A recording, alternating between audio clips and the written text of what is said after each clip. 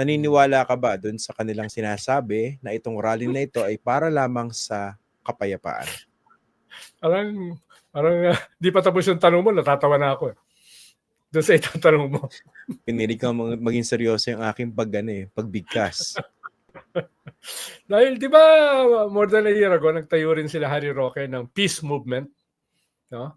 Dahil tayong mga bumabatiko sa China ay para daw sa gera.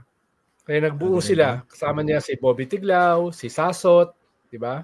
Yung mga paborito mo, si Panelo, nagbuo sila nung Mentong Laurel, no? Nagbuo sila ng peace movement. No?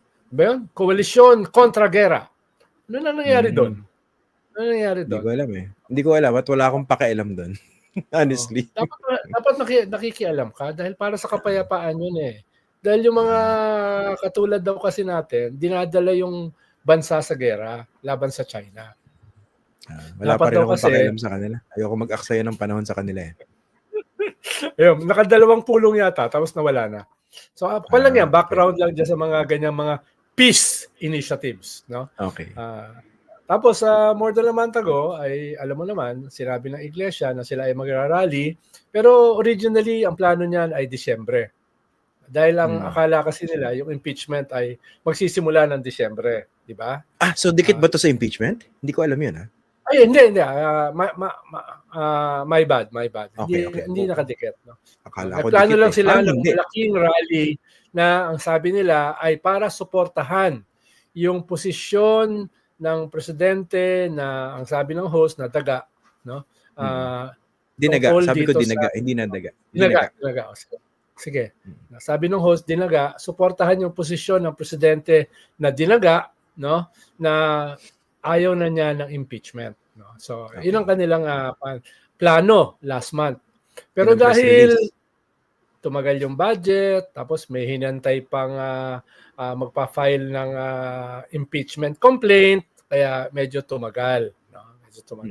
Ngayon, ay kung saka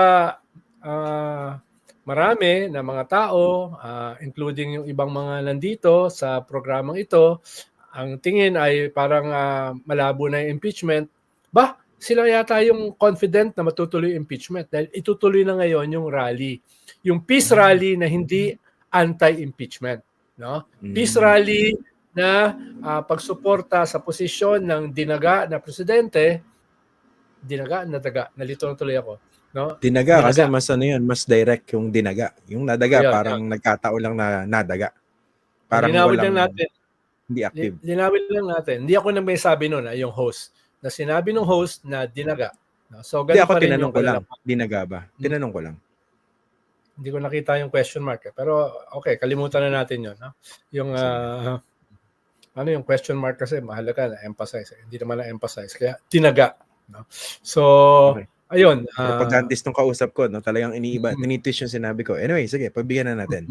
Anyway, gano'n na. Palampasin na natin. No? Dahil peace rally na ngayon Parang hindi na masyadong nababanggit yung statement nung dinaga. No? Without a question mark. No? Hindi na kine-question ngayon, hindi na ngayon yun na pinag-uusapan. Mas ang pinag-uusapan ngayon ay yung peace rally para sa kapayapaan na hindi ko naman ikinukumpara doon sa peace movement nila Harry Roque at nila Panelo, no? Hindi ko naman kinukumpara ron, no? Ito ay malamang ay sinserong peace rally, no? Talagang sincero ito. Gusto talaga nila ng kapayapaan. Hindi lang malinaw sa akin kung ano yung kapayapaan laban sa gera o kapayapaan para sa ganon, hindi ganon kalinaw no? Hindi ba ito parang rally para sa kapanatagan ng loob ni Sara Duterte? Posible, no? Pwedeng habol niyan ay at peace si Sara at saka yung mga Duterte dahil yung mga nakaamba sa kanila na mga Damocles swords ay wag na sanang bumaba. Dahil pag bumaba sa ulo nila, violente yun Pag bumaba sa ulo nila yung sword ng ICC, violent yun. Pag bumaba sa ulo nila yung sword ng impeachment, violent yun. Dahil sword pa rin yun Pag bumaba sa ulo nila yung mga criminal cases as proposed nung Quadcom na si Digong ay nasa sentro ng lahat ng criminal activities dito sa drugs, pogo, in relation sa EJK na libo-libo yung pinatay. violent yun eh. So pwedeng yun yung ibig sabihin ng peace, no? Peace rally na hindi bumaba yung mga Damocles swords sa ulo ng mga Duterte dahil very violent yung kung bumaba. Tapatan na lang tayo. Naniniwala ka ba, Senator, doon sa sinasabi nila na itong rally nito para lang sa kapayapaan? Gusto lang namin suportahan yung panawagan ng Pangulo laban sa impeachment. When in reality, huwag na po tayo maglokohan. This is a rally meant to protect Sara Duterte. Tama. Walang kasunod. Ano, haba na kasi ng paliwanag ko kanina sa Damocles sword. Yan na yan. Okay. Tapos tinanong ako, sinagot ko, tama. Ayun na yan. Hindi ko naman sasagutin na mali yung tanong, di ba? Sige. Tama. Ngayon, gusto mo bang i-elaborate ko kung ano yung ibig sabihin ng tama? No? Hindi, teka lang. Ikalawang tanong yun. Sige. Mamaya. Gusto ko lang isingit, no? Kunwari, patulan natin for a while yung kanilang claim na ito ay para lamang sa kapayapaan. At bilang suporta doon sa panawagan ng Pangulo na ayaw niya na impeachment dahil hindi naman daw ito makatutulong sa buhay ng kahit isang Pilipino.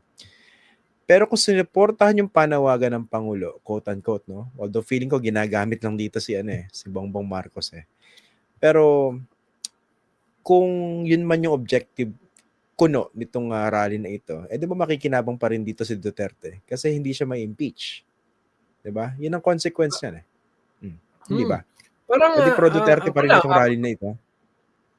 Parang lang dahil hindi naman ako ganun katalino, no? Parang ito ay kabaliktaran ng kapayapaan.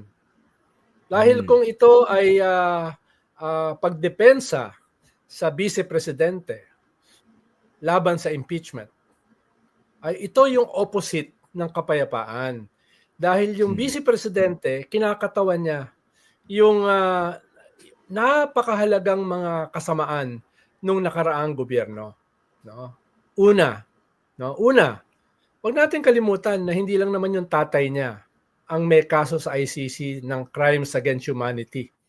Doon sa testimonya ni Las Cañas, malinaw kasama yung vice president. Hindi ko sigurado kung kasama yan sa articles of impeachment nung tatlong nag-file ng impeachment complaint. Pero ang malinaw, 100% sure ako, kasama siya do sa crimes against humanity.